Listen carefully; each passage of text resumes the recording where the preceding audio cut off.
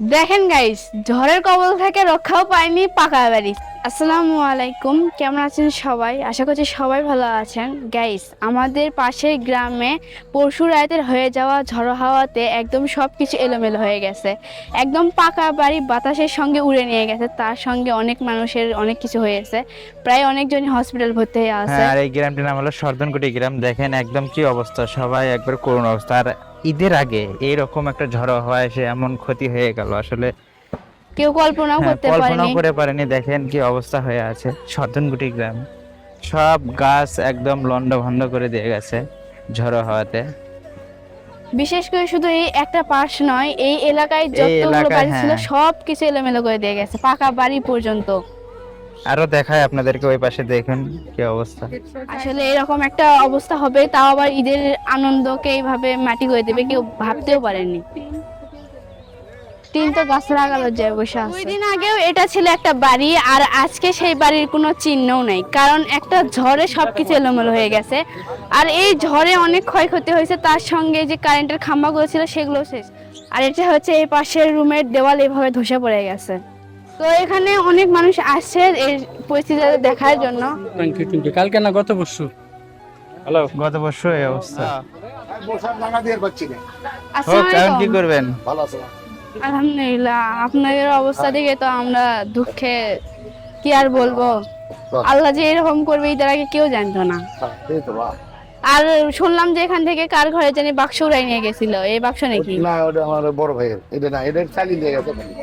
চালিয়ে বাক্স ছিল ওই চাউল ড্রামের চালি লেগে, চাউল সহ ড্রাম লেখা আছে, গাবলা বালতি নাই, কাপড় টুকুর সব অনেক লেখা আছে। তো এটার ঠিকানা হচ্ছে বড় সদনকুটি গ্রাম, গাবতলী সোনারাই ইউনিয়নের ভিতরে। তো এই জায়গায় আসছি আমরাও দেখতে, তো চীনা পরিচিত জায়গায় এই জন্য আসলাম। বাড়িতে আর থাকতে পারিনি, নিজে এরকম একটা ঘটনা হয়ে গেছে। নিজের চোখে সাক্ষী না হলে বোঝাই যাবে না যে কি রকম হয়েছে এখানে। এই যে এটা হলো মাদ্রাসা সর্দনকুটি, হুজুর চালাচ্ছেন। তো মাদ্রাসার অবস্থা একদম বেহাল দশা হয়েছে, গাছ গাছালি ভেঙে। এটা হচ্ছে এই পাশের মাদ্রাসা, যেই মাদ্রাসায় স্টুডেন্টরা থাকতো, আর এই জায়গায় হতো তাদেরকে খাওয়া দাওয়া রান্নার জায়গা। আর এই জায়গায় যেই দুইটা টিনের চালা দেওয়া ঘর ছিল, সেই ঘর দুটাই আসলে একদম এলোমেলো করে দিয়ে গেছে, ভেঙে চুরে শেষ করে দিয়ে গেছে।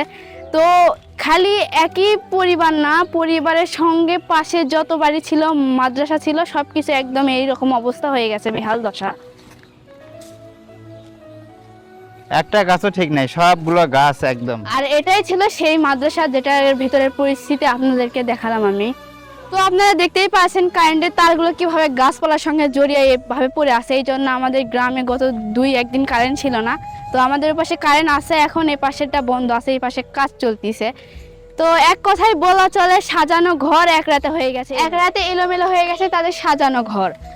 আর যাই হোক, জীবন রক্ষা পেয়েছে, এটাই অনেক। কি অবস্থা গাইস, একদম বাসাটা এলোমেলো হয়ে আছে। দেখেন মানে ঝড়ো, রাতের ঝড়ো হাওয়ায় বাড়ি ঘর এইভাবে একদম ওলট পালট করে দিয়ে গেছে। আসলে ঈদ আর ঈদের মাঝে এরকম অবস্থা। তো যেই রাতে ঝড়টা হয়, এই বাড়িতে শুধুমাত্র একজন ব্যক্তি ছিল। তিনি একজন হয়ে কিভাবে যে থাকছে সেই রাতটা তিনি নিজে জানে। তারপরে তার আত্মীয় স্বজনরা সবাই পরের দিনে আসছে। তো এই বাড়ির রুমের চালগুলো নাই, কিন্তু চালের নিচে যে ছাউনিগুলো আছে সেগুলো আছে। আপনাদের রুমের ভেতরে দেখাই। চালের ছাউনি দেখেন, এই যে দেখা যাচ্ছে এই পাশে কিন্তু চালের ছাউনি টাউনি কিছু নাই, খালি কাঠ আছে, শুধু ঘর খালি ওয়াল, শুধু ওয়ালটা আছে। দেখেন চাল নাই, শুধু যে ভেতরে যে ছাউনি মানে চাং দেয়া থাকে শুধু সেটা আছে, আর উপর দিয়ে ফাঁকা দেখা যাচ্ছে সব। মিস্ত্রি ফাঁকা বাড়ি একদম। মা দেখেন গাইস, ঝড়ের কবল থেকে রক্ষাও পায়নি পাকা বাড়ি, ছাদ ঢালাই বাড়ি মতো একদম এলোমেলো করে দিয়ে গেছে। আর তো অনেকের বাড়ির টিনের চাল পর্যন্তই খুঁজে পায়নি যে তাদের বাড়ির চাল কই জায়গায়, কোন জায়গায় আছে। এখন প্রশ্ন হলো যে সামনে ঈদ, 2-3 দিন পরে ঈদ। আসলে এই কষ্টের মধ্যে তারা কিভাবে ঈদ উদযাপন করবে, এটা হলো প্রশ্ন। তাদের মনে কোনো রকমই ঈদের খুশি আসবে না এবার। হ্যাঁ, এটাই মনে হচ্ছে। ছিল সেই রিয়াজদের বাড়ি, আমার পরিচিত। হ্যাঁ, আসলাম, আসে দেখে তাকে আসলে খুব মানে খুব খারাপই লাগতেছে আসলে তাদের এই করুণ পরিস্থিতি দেখে। এই যে গাইস তাদের রুমের ভেতরের অবস্থা দেখুন, আসলে তাদের ঘরে সব নতুন নতুন ফার্নিচার আছে, কালকে রাতে পানিতে সব ভিজে গেছে এই কয়দিনের বৃষ্টিতে। দেখেন চালের অবস্থা, চাল কিন্তু নাই, সব বাউরে কিন্তু বাতাসে উড়ে নিয়ে গেছে একদম।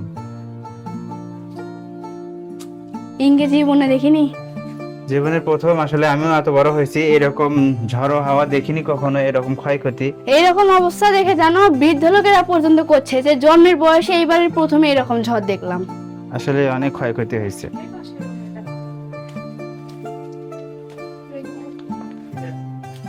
ও মা, এটারও না চাল নাই। দেখছেন গাইস, ইস কত ভালো ভালো ফার্নিচার। হ্যাঁ, কি অবস্থা একদম। গাইস আপনাদেরকে আরেকটা জিনিস দেখাই, যে চালটা এই বাড়ির উড়ে নিয়ে গেছে, সেই চালটা কই? সেই চালটা উড়ে নিয়ে এসে এই পাশে ফেলে দিয়েছে।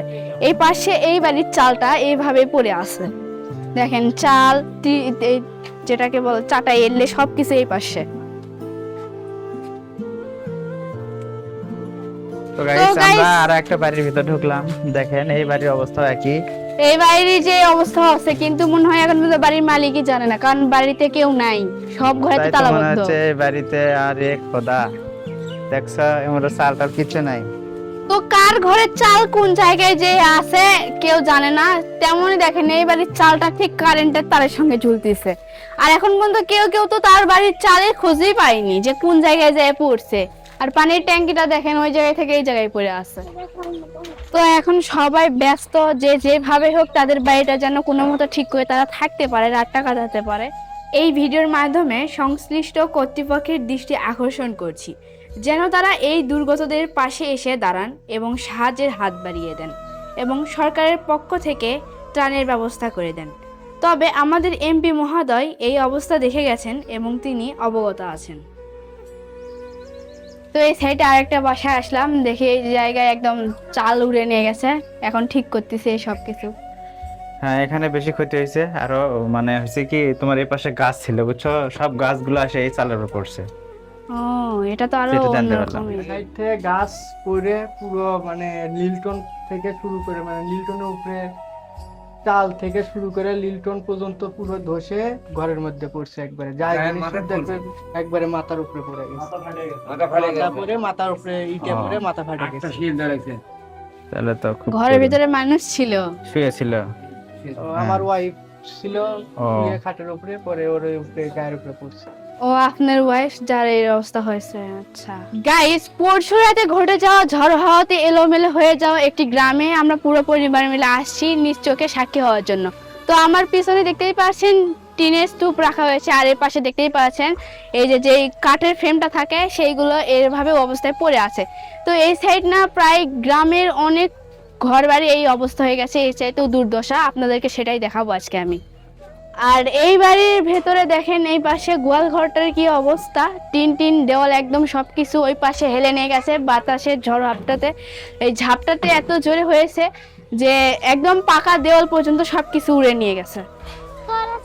ও, ঝড়ের কথা করছে, ঝড়ের কিছু কাছে তাই ঝড় সব জায়গাতেই দেখবি। এইরকম যারা গরিব দরিদ্র মানুষ আছে তাদেরকে এই সামান্য টিনের আশ্রয়টুকু, যার মাথার উপর ছাদ হয়েছিল, আজ সেটাও নাই, এলোমেলো হয়ে গেছে একদম সবকিছু। গাইস দেখেন এই জায়গায় কি অবস্থা হয়ে আছে, এটা হচ্ছে টিনের ঘর যেটা এইভাবে। আর এই বাড়িটা কি আপনার? আপনার এইদিকে আসেন। তো গাইস, এটা হলো বগুড়া জেলা গাবতলী থানা সোনারা ইউনিয়ন, আর এটা গ্রামের নাম হলো সর্দনকুটি গ্রাম। আর সেই সর্দনকুটি গ্রামে গত পরশু রাতে ঝড়ো হাওয়াতে প্রায় 50-60টা ঘর বাড়ি এরকম এলোমেলো হয়ে গেছে। জীবনে এত ক্ষয়ক্ষতি আমার চোখে দেখা, আমি জীবনে বিশ্বাস করতে পারতেছি না যে আসলে আমার বলতে আমার হৃদয়টাই ভেঙে যাচ্ছে যে আসলে কি পরিমাণ ক্ষয়ক্ষতি হয়েছে। গাইস দেখেন, এত সম্পদের মানে এত সম্পদ নষ্ট হয়েছে। আগে শুনতাম যখন বড় ঝড় আসতো তখন নাকি সবকিছু এলোমেলো করে দিয়ে যেত, আর এই বয়সে নিজের চোখে এত বড় ঝড়ের সাক্ষী হয়ে গেলাম। আসলে সবকিছু একদম এলোমেলো করে দিয়ে গেছে, যা বলার কোনো ভাষা নাই। আর কত মানুষের যে কত ক্ষতি হয়েছে, হাই আল্লাহ, কত মানুষের চোখের পানি। ঈদের আনন্দকে তুমি কি করলা আল্লাহ। ও আল্লাহ মালিক, আল্লাহ যা করে বান্দার মঙ্গলের জন্যই করেন। এখন হয়তো করে আপনাদেরকে কি করবে? সান্ত্বনা দেওয়ার মতো কোনো ভাষা নাই, তবে আল্লাহর কাছে দোয়া করি। আমার কাছে কিচ্ছু নেই, আর সব ঘরে পড়ে গেছে। তখন আমার ভাই একটা কাবু একটা গাছ মাছ দিয়ে তারপর তো এই চাল ধান মনে করেন সব উড়ে গেছে। কম বলা ছিল